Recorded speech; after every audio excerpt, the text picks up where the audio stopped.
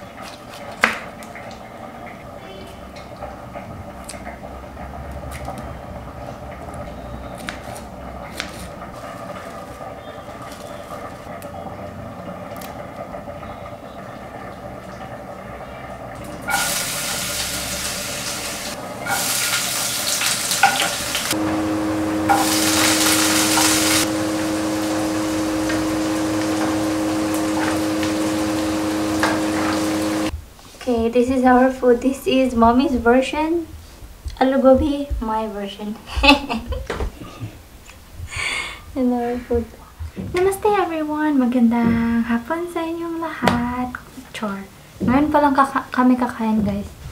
And nagluto ako ng aloo gobi para may pagkain din ako mamayang gabi. Tapos ito, yung aloo gobi na binigay ni mommy.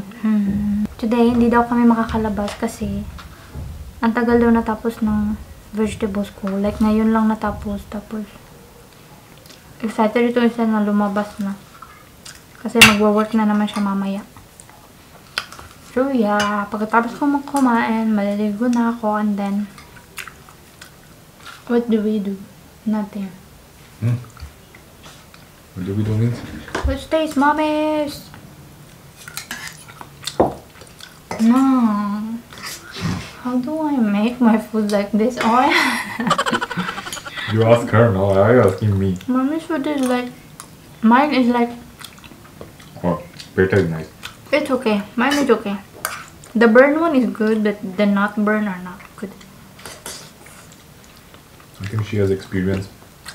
Maybe she put garlic, onion. Maybe she put a lot of oil. I have no idea. I don't know. Or it could be because she doesn't have non-stick. Her kadai is different. Okay, we're gonna eat now. Okay, you can turn on the movie. Wait, episode 8 already? Binge watching. You can turn on the fan. Why do you even care if I ruined your life? You should want me to go out there. Maybe you'll get lucky and he'll kill me. Problem solved. Hello guys! 5 p.m. na ngayon, right? Almost 5 p.m. na guys. And nandito lang tayo sa bahay. Hi! And then, dumating na yung mga orders ko guys. Nag-order kami ng vitris. May vitris dito sa India guys. I just realized na made in Philippines pala to. Tapos, in-import lang ng India. And then, yung price is 150. It's same like Philippines. I think vitris na ganito kalaki is like 80 something or maybe 100 something. Yung mga ganito kalaki. So, ito yung ginagamit ko sa Pilipinas. Sometimes, kapag what is it? Kapag naaalala ko. And then, bumili din kami ng lotion.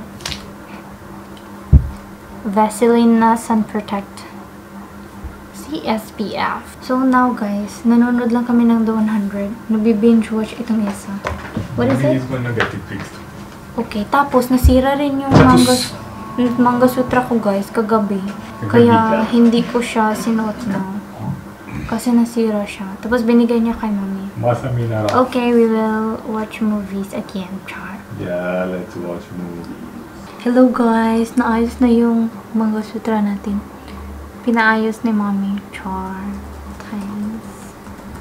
Makakapagsuot na tayo nito. Noon guys, tinatanggal ko itong manga sutra ko. Kapag naliligo ngayon, hindi ko na siya tinatanggal. Para hindi ko makalimutan. Kasi minsan nakakalimutan ko. And kakain na tayo nito kasi it's another day. So, since hindi ko natapos yung gunja ko kahapon. Right? It's gunja? Gunja? So, tapusin natin ito. Ito yung kahapon, tapos kainin ko ngayon. I think it's good. I really like barfi.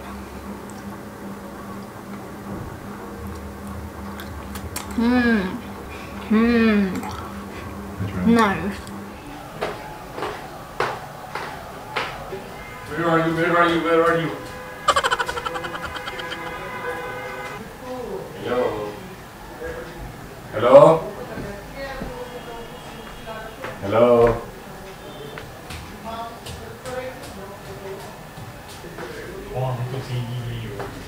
Okay, hello guys. Tonight we are going to share to you how PJ went to Philippines when we meet for the first time. This one is 2018 guys, okay? So we don't know about 2021 or 2022. Yeah, this was pre-pandemic and I don't know what. Yeah, this is pre-pandemic. But some people are still asking us how you were able to go to Philippines even though it's already pandemic now and we met pre-pandemic. So yeah, he's gonna share to you the requirements he did the first time we meet first. Then you share the one on 2018 and on 2019 when we engage. Okay. No, both of them are different. So okay, so let's do first the one for going to Philippines. The first time when we are still not married. So the first time I traveled to Philippines, yeah. My primary purpose was to be a tourist. So yeah. I applied for a tourist visa and I applied it at the Filipino embassy in Delhi, right? And they have a long list of requirements, right? So as usual, they have basic requirements and some additional requirements, which is pretty much available on the New Delhi DFA website. Or we can put it here for you in place of Jane. Okay, I'll save the link first. I will put it somewhere. Oh, sorry. She poked my eye. Sorry. Very pretty basic requirements were you need visa application form fully completed, right? One passport size photograph taken no more than 6 months ago. Scanned photos are not acceptable, so just get it done from your studio guys nearby. It doesn't take a lot, it's like 50 rupees or 100 rupees. Bank statements for last 6 months stamped and signed by the bank officer. So that one is critical. Please show more than 200,000 rupees or at least 200,000 rupees for a 14-day visit, right? And be prepared to answer questions on that by the visa officer. So I will go to that as well. You need original passport valid for 6 months, not a big deal. Photocopy of the data and amendment pages of the passport. Yeah, I would just say take photocopy of everything just in case. to avoid revisit. Take photocopy of the front page, back page. Keep multiple copies. Copy of e-ticket showing confirmed flight details, right? That's kind of important. And I did not show a dummy ticket here. I do not know why, because maybe I got a super good deal and already had my flights packed, and I did not really bother to give a dummy ticket here, but maybe you can get away with dummy ticket. You can try, I don't know. So it's good to have real tickets. I would say apply for a visa at least 20 days before your flight, else they're just gonna deny even processing the visa.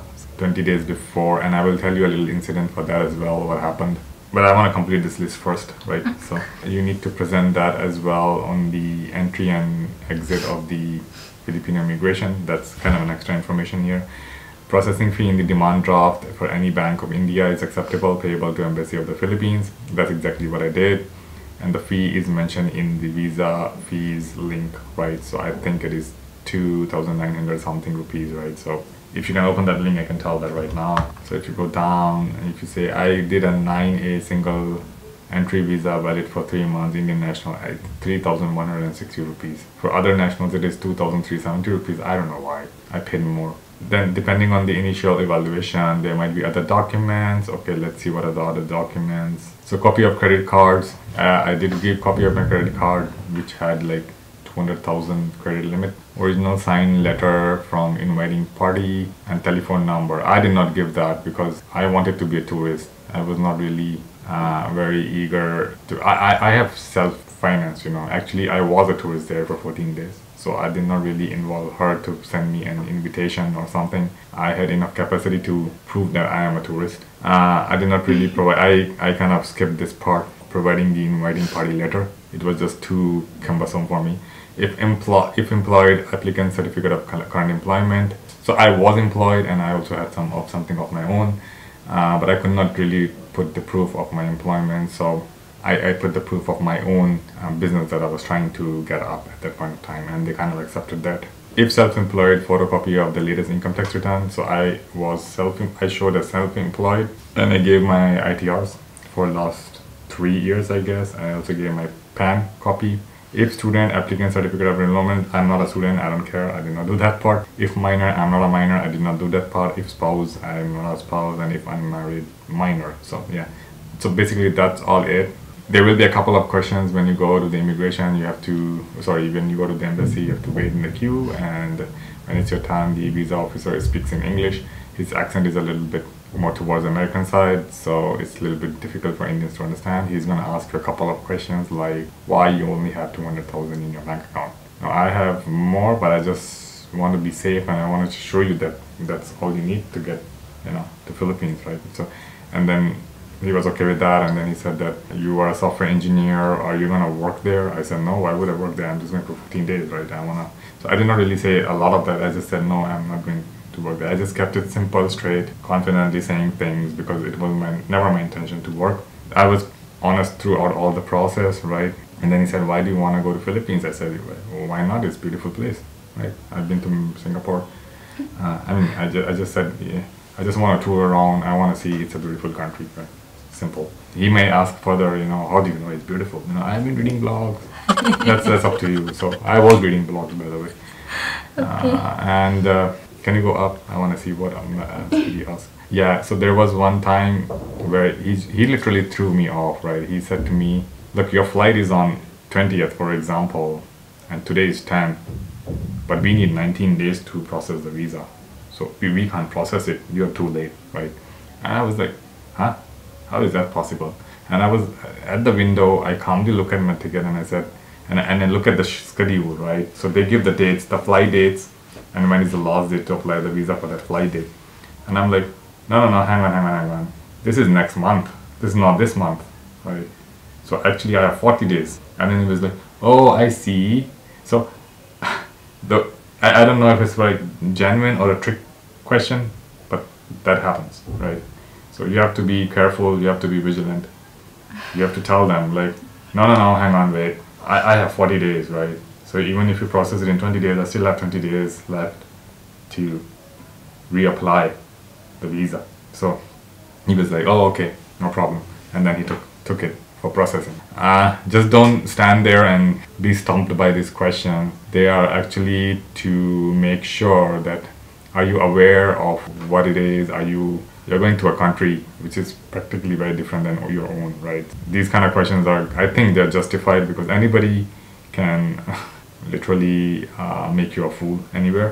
Yeah, I mean, I would call them trick questions, and be careful of these trick questions. You have to be mindful. You can take your time a little bit, 10 or 20 seconds to process.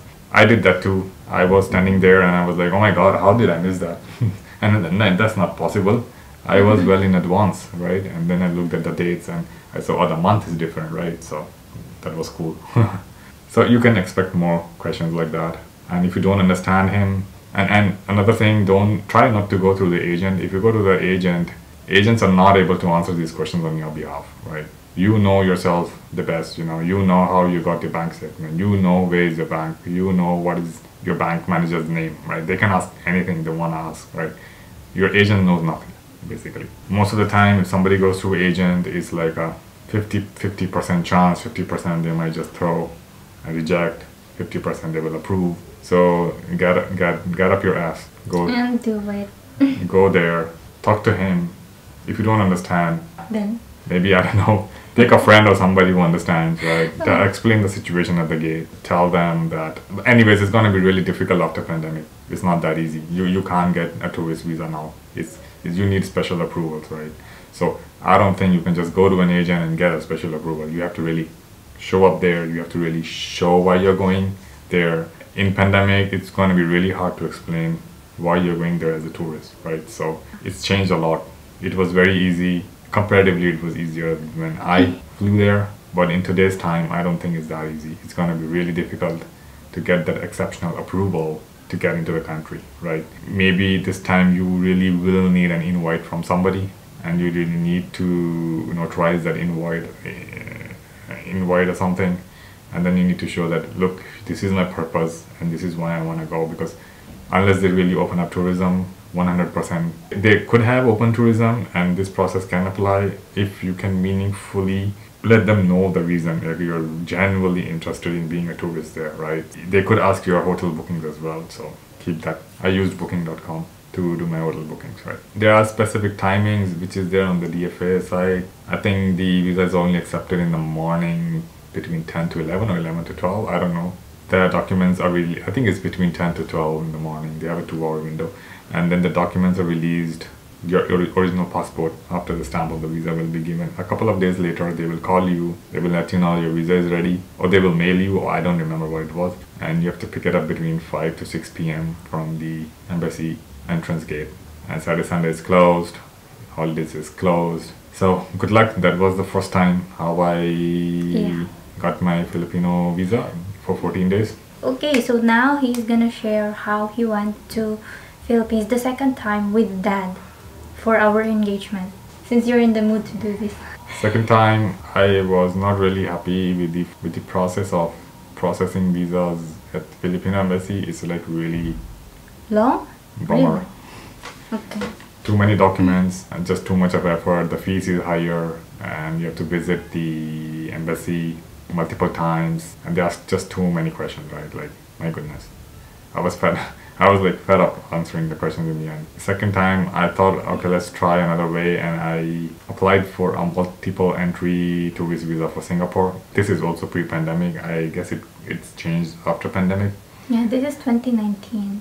The list of requirements is pretty small. It's there. You can just mail any agent in New Delhi which does that. I think I did it from, I forgot, there's an agent which I used to process my visa. They took a fee of like 30 or 35 Singapore dollars, right, including the agent fee, which is not a lot, because I think $30 is just the fee of the visa. They provided me a list of documents. It was less than this, right? So it was just my bank statements, my flight tickets, and my passport, my photo, and I think maybe my employment. I don't know if they asked my employment, but they didn't ask for credit cards, blah, blah, blah, blah. So me and my father both applied it. It's up to Singaporean embassy to provide you a visa for 3 months, 6 months, 1 year, 2 year, right? So you can put their 2 years in the application form. You have to submit an application form, of course. It's up to them. They can give you for 3 months, they can give you for, and be sure to apply for multiple entry, but they can still give you a single entry. It's their choice, right? But Filipino law says that even if it's a tourist visa, as long as it's not used, right? Even if it's a single entry visa, it's not used, you can use that to enter into Philippines, right? As long as you don't go out into Singapore and use that visa, a single entry visa should be fine to get into Philippines at least once. Luckily for me and my father, we were issued a 2-year multiple entry visa for Singapore, which is not given to many people, right? So it could be because we lived there for quite a while, we have a history back there for quite a while, and maybe they saw something in the systems, because the systems have all the information. We have been to Changi airport like many times before, and they have all of that data that these guys have been to Changi airport. Maybe that is the reason, I don't know, but they gave us 2 years multiple entry visa, which is boom. Amazing. For $30 you get a 2-year visa. Like, which country gives that? I have no idea, except for maybe Indonesia, which is free. So I use that visa, we use that visa, and we can stay 14 days, I think 15 days, I don't know, yeah, 14 days in Philippines using that visa. We even had a free tour of Singapore. It was multiple entry, so we exited during our connecting flight. Then we went to Philippines. In the Filipino immigration, they asked us like, hey, why are you using a Singaporean visa? So one of the questions, like, they checked our hotel booking to make sure we were a tourist, we are going to tour around. So they asked my father, and my father said, like, because we had some work in Singapore as well.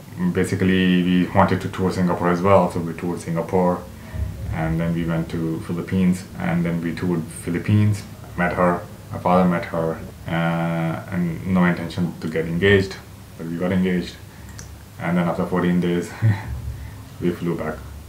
What is that? No intention to get engaged, but we were not sure we would get engaged, but then we got engaged. Right? Why you explain? You explain now. Now I'm very interested. Yeah, because the families have to understand each other, right? Oh, you want water? You seem like you talked a lot. Here. So I think after pandemic, all of my visas were useless, including my Singapore 2-year multiple visa. So I was very happy Singapore gave me a 2-year multiple entry visa, but it turned out after pandemic it was useless. So in March of 2020, my visa, all our visas became useless, a piece of paper crap. Okay. And I don't know now. Even if you can get a Singapore visa for multiple entry, you still need to go to Philippine embassy and take a no objection for you to travel to Philippines. That's my understanding. You just cannot use that visa, show up at the immigration and say, hey, I have this visa. It's not gonna work. You need approval from the embassy for you to travel to Philippines. So you have to show up at the embassy. Okay, that's all. Good job! I think now, even being her spouse, I still have to... To what? Take permission from the embassy to visit Philippines. Although it's gonna be easier now for me, but I can't circumvent that process anymore. I mean, I don't want to circumvent that process. Yay! Good job! You made 2 vlogs for today in one day and for tomorrow. Okay guys, good thing na what is it? Na push natin siya na gawin tong video na to. So, ikakat ko tong video na to for 2 days kasi ayoko yung madaming topic in one video, no? Like, one topic lang tayo everyday kasi naubusan din tayo ng topic, diba? So, for today, it's gonna be the, the report of marriage, and tomorrow, it's going to be the visa application to go to Philippines. If there are Indian boyfriends out there who want to go to Philippines or Indian fiancés. I don't think so. I think it's just easier to come. Hey, there are a lot of couples who chat me a lot, like, how do you go to Philippines? How did your husband go to Philippines before? Or like, some even are asking us how to marry in Philippines. We didn't marry in Philippines yet, guys, if you are asking, because I was like, why would people ask me if we marry in Philippines? If you want to marry in Philippines, go to the... that's a different topic for EOI Manila website, EOI Manila in Manila, and or maybe just mail them and ask them, because they are the ones who are going to give you the legal capacity to marry, and I have no idea how or what that needs, right? There's a long list of documents you have to submit for that. Yeah, that's why for those who are asking us how to marry in Philippines, we cannot answer that because we have not done that yet. We can only answer that once we have done that, but since we did not, so yeah. It's very difficult to get married there than here, for me, for us at least.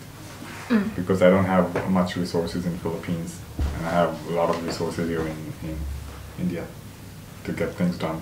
Okay. Yeah. Done. Thank you. Good job.